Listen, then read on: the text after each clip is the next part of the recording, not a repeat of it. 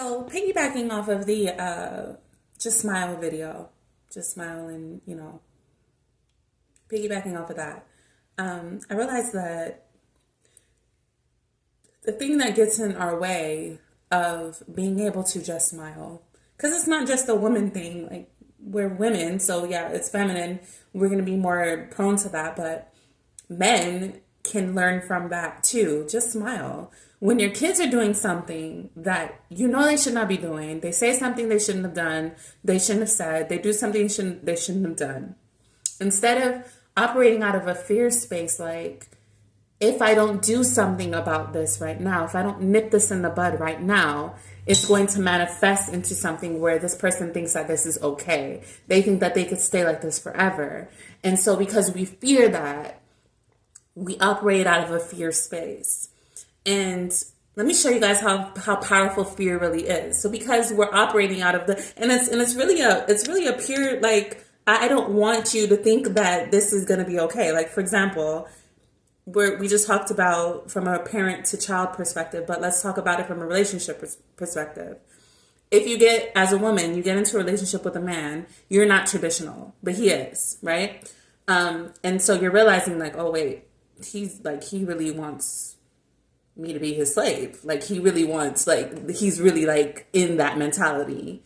And so your life just flashes before your eyes and you're like, there's no way that I could be his slave for 30 years. Like, I did not envision getting married to somebody and becoming a slave. Like, that's not what, and then your mind just takes you to all of these different places and all of these different things, and where it doesn't need to. And that's where fear takes you. It's not even your mind.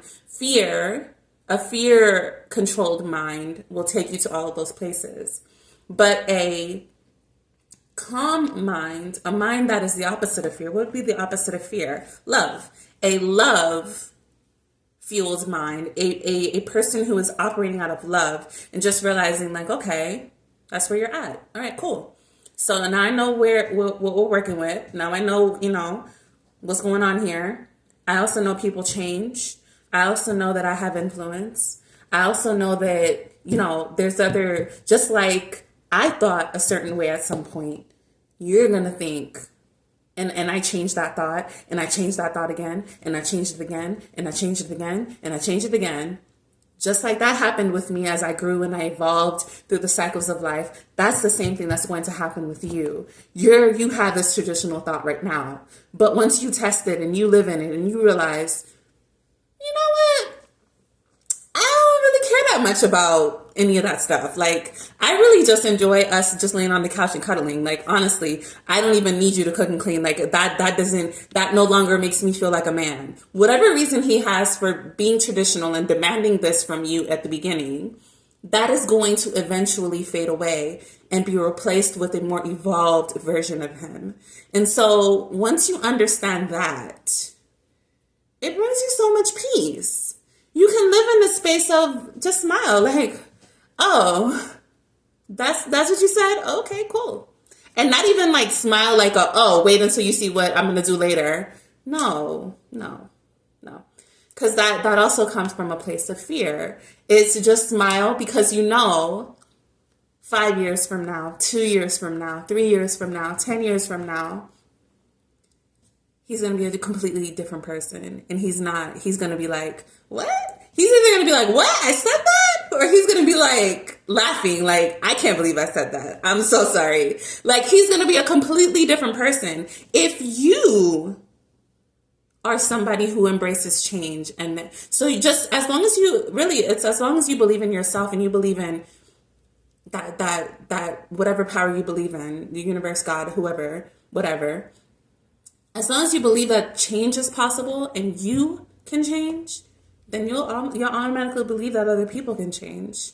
And so the more that we settle into that, because just an understanding of that is not enough. You have to settle into it. You have to become it. You have to let it sink in. And it takes a lot of undoing to be able to do that. And also I found that there are people who it's easier to do that with than others. Like, for example, with one of my exes, I easily fell into that role of just being understanding. Like he was really wilding. Like he was really on some like, I want my wife to be subservient kind of thing. But I just could see so deeply into him that I just knew that's not you. You really want a woman to stand by your side. You really want to be understood. You really just want a partnership. You're really a great person. You're really a great man. You just want to be a great person and a great man to a great woman. That's all you really want at your core.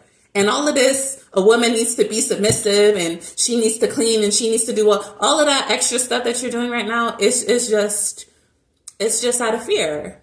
I could see that in him. And then there are other men who probably feel the exact same way, but because I am not theirs, because we were not meant to share that intimacy with each other, that was not unlocked in me. And so we have to also understand that certain people don't have the key to unlock that fearlessness within you, that ability to take love to the next level. And so we also have to understand that, like, we can't just be running around here trying to do that with any and everybody, because, I mean, yeah, of course you can show love to everybody, but there's like a limit. There's like a, like certain things are only reserved for certain people kind of thing. Yeah. So I don't know. I wanted to share that. I wanted to, really kind of stretch that out a little bit and look a little bit deeper, because I realized, like, even with watching that other video, fear can easily creep up and say to you, like, hey, but what if he is abusive, and what if he is this, and what if he is that? Then obviously he also has to be, that's something else that I realized I didn't say in the other video, he also has to be willing. He has to be willing. You can be patient all you want. You can show understanding all you want.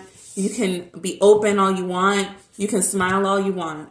But if he is not willing to change, if he's not willing to change and willing to accept your influence, then it's a recipe for disaster. It's never going to, like, you're never going to get to that point. Then yeah, that's what you should be afraid of.